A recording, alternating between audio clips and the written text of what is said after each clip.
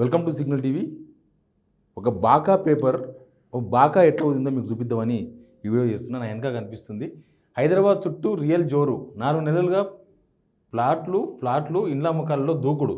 Greater Hyderabad అభివృద్ధిపై రాష్ట్ర సర్కార్ స్పెషల్ ఫోకస్. 4 నెలలుగా అర్థమైంది కదా. 4 months అంటే కొత్త గవర్నమెంట్ వచ్చిన తర్వాత దూకుడు. అంతకుముందు లేదు, ఇప్పుడు దూకుడు స్టార్ట్ అయిందని. ఏం రాసింది వీళ్ళు? ORR, RRR నడుమ ఇండస్ట్రియల్ ఎకనామిక్ కారిడార్ల ఏర్పాటుకు రోడ్ మ్యాపు, మెట్రో విస్తరణ, ఎలివేటెడ్ కారిడార్లు, మూసి ప్రక్షాళన పనులతో పాజిటివ్ వేవ్స్, డిసెంబర్ నుంచి దూసుకెళ్తున్న రియల్ ఎస్టేటు, ఫిబ్రవరిలో 920 కోట్ల రికార్డు ఆదాయం, అండ్రాకు నైట్ ఫ్రాంకు రిపోర్ట్లను, సిటీ నెటాబు అత్యంత వేగంగా అభివృద్ధి చెందుతున్న సిటీలో నగరానికి 4వ స్థానం. ఈ వార్త ఈ పేపర్లో వచ్చింది, మంగళవారం నాడు వచ్చింది. యాక్చువల్గా నేను ఏం చేద్దాం అనుకున్నా దీని మీద. నాకు దీని చూడంగానే అనిపించింది. ఎందుకంటే మన దోస్తులంతా ఇదే పని చేస్తుంటారు కదా, రియల్ ఎస్టేట్ చిన్న ఏజెంట్ కాడ నుంచి పైన దాకా ఉంటారు కదా. వాళ్ళ బాధలు చూస్తే అర్థమవుతుంది. పాపం వాళ్ళు 7-8 నెలలు అయింది పెట్టిన పైసలు, పెట్టిన పైసలు ఆని ఇరకపోయినాయి. అసలు ఈ వార్త ఎందుకు రాపించారంటే, నైట్ ఫ్రాంక్ ఇండియా అని ఒక రియల్ ఎస్టేట్ ఎప్పటికప్పుడు రిపోర్ట్ చేస్తుంటుంది. ఆ సంస్థ మంచి క్రెడిబిలిటీ ఉన్న సంస్థ. అంటే ఇక్కడ మొత్తం దేశవ్యాప్తంగా కూడా ఏ నగరంలో ఎట్లా రియల్ ఎస్టేట్ ఉంది, పెరిగిందా తగ్గిందా, మధ్యతరగతి జనాలకి ఏమైనా అందుబాటులోకి వచ్చిందా, లేకపోతే రేట్లు అమాంతం పెరిగిపోయినాయా, ఇవంతా కూడా వాళ్ళు సర్వే చేసి నైట్ ఫ్రాంక్ ఇండియా వాళ్ళు రిపోర్ట్ చేస్తారు. అయితే దీనికన్నా ముందు రోజు వాళ్ళకి రిపోర్ట్ చేసిండ్రు. ఆ రిపోర్ట్ ఏం తెలుసా, చూపిస్తా. అసలు ఈ రిపోర్ట్లో నా అనవసరం. నేను కొద్దిగా ఒక ఏజెంట్కి ఫోన్ చేస్తా, ఫ్లాట్ అమ్ముతారు మా దోస్తే, ఆయన మాట్లాడతాడు, అప్పుడు తెలుస్తుంది నేను మీకు. ఏంది నైట్ ఫ్రాంక్ ఇండియా వాడు చేసింది ఏంటంటే, మార్చిలో 6,000, గత ఏడాది మార్చిలో 6,959 రిజిస్ట్రేషన్లు జరిగితే ఇండ్లు ఈ ఏడాది మార్చిలో 6,416 నమోదయ్యాయి. దీంతో 8% పడిపోయినట్టయింది. ఈ ఏడాది ఫిబ్రవరితో చూసినా 10% క్షీణత కనిపిస్తున్నది. ఇక గతంలో జరిగిన అగ్రిమెంట్తో రిజిస్ట్రేషన్లకు రావడం వల్లే ఈ ఏడాది ఫిబ్రవరిలో రిజిస్ట్రేషన్లు కొంత పెరిగాయి. నిరుడు డిసెంబర్తో పోల్చితే ఈ జనవరిలో రిజిస్ట్రేషన్లు 20% తగ్గడం గమనార్హం. గాడికైపోలే మధ్యతరగతి దూరం, సొంతిటికెళ్లకు మధ్యతరగతి వర్గాలు దూరమైనట్టు తాజా గణాంకాల్లో స్పష్టమవుతున్నది. మొత్తం రిజిస్ట్రేషన్లో నిరుడు గణాంకాలతో మార్చితో చూస్తే ఏడాది మార్చిలో 25 లక్షల లోపు రిజిస్ట్రేషన్లు 18% నుంచి 14% దిగజారినాయి. అంటే 25 లక్షల లోపు ఇండ్లు తక్కువ ఉన్నారు. మధ్యతరగతి వాళ్ళు అవే కదా కొనేది. అలాగే 25 నుంచి 50 లక్షల లోపు రిజిస్ట్రేషన్లు వాటా కూడా 53% నుంచి 45%కి పతనమైందని నైట్ ఫ్రాంక్ తన రిపోర్ట్లో పేర్కొన్నది.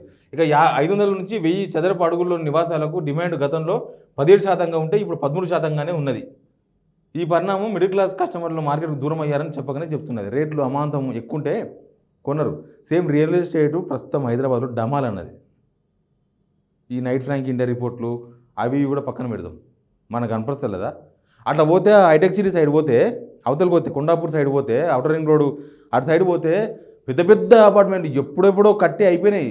నాకు తెలిసి అవి అంతా 7-8 నెలల క్రితమే కంప్లీట్ చేసుకున్నారు. ఫినిషింగ్ అయిపోయింది ఎప్పుడో, గిరాకీ లెక్క అమ్మలేదు. అసలు ఈ 4 నెలలు అని చెప్పింది చూసినావా, ఇక్కడనే మనకు సీన్ అంతా అర్థమవుతుంది. వీళ్ళు ఎవరి కోసం ఈ వార్త రాసిండ్రు, ఎందుకు ఈ వార్త రాసిండ్రు నేను చెప్పాల్సిన అవసరం లేదు. 4 నెలలుగా గిరాకీ పెరిగిందని రాసిండ్రు ఈ పేపర్ వాళ్ళు. మళ్ళీ వీళ్ళేమన్నా నమ్ముకున్నారేమో. 4 నెలలు కాదు, 4 నెలలు అంటే ఎలక్షన్ జరిగింది డిసెంబర్ 2 నెలల ముందు నుంచే మార్కెట్ డమాలన్నది. పెద్ద పెద్ద బిల్డర్లు నేలకేసి చూస్తున్నారు. అంత పెట్టుబడులు పెట్టినరు, అవి అమ్ముకునే పరిస్థితులు లేవు.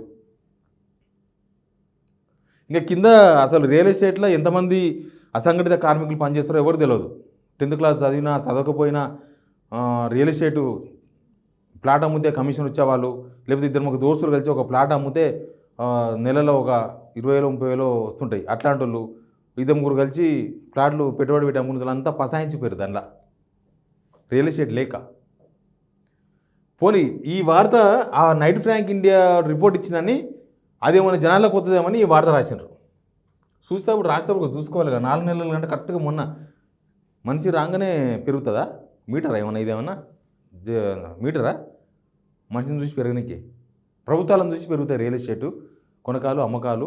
అవన్నీ కూడా మనసును బట్టి కాదు, ప్రభుత్వాలను, ప్రభుత్వ విధానాలను ఉన్నది ఉన్నట్టు రాస్తే అయిపోయాయి కదా. లేదంత ఎందుకు ఇట్లా రాయడంతో ఏమవుతుందో తెలుసా, ఇక సామాన్యులు కాదు, ఉన్నోడు కూడా కొనలేడు. ఇప్పుడు మార్కెట్ డౌన్ అని అంటే కొద్దిగా రేట్లు తగ్గుతాయి. ఎవరన్నా నాలాంటి వాడు నీలాంటి వాడు పోయి యాన్నో తన 30 లక్షలకు వచ్చేది కనీసం అన్న మార్కెట్ లేదు కదండి, 25 లక్షలకి 20 లక్షలకి అడగనికి వస్తుంది.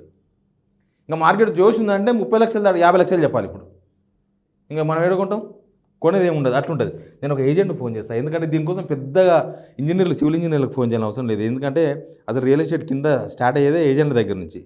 ఏజెంట్లకు ఫోన్ చేస్తే వాళ్ళు చెప్తారు అసలు విషయం ఏమవుతుంది. అసలు నేను ఒక ఆయన ఇబ్రహీంపట్నం ఏరియాలో నాకు తెలిసిన ఎప్పటి నుంచో రియల్ ఎస్టేట్ చేస్తున్న ఒక ఆయనతో మాట్లాడుతాను, ఒకసారి చూద్దాం. కాదు, ఓవరాల్గా ఎట్టుందన్న మార్కెట్?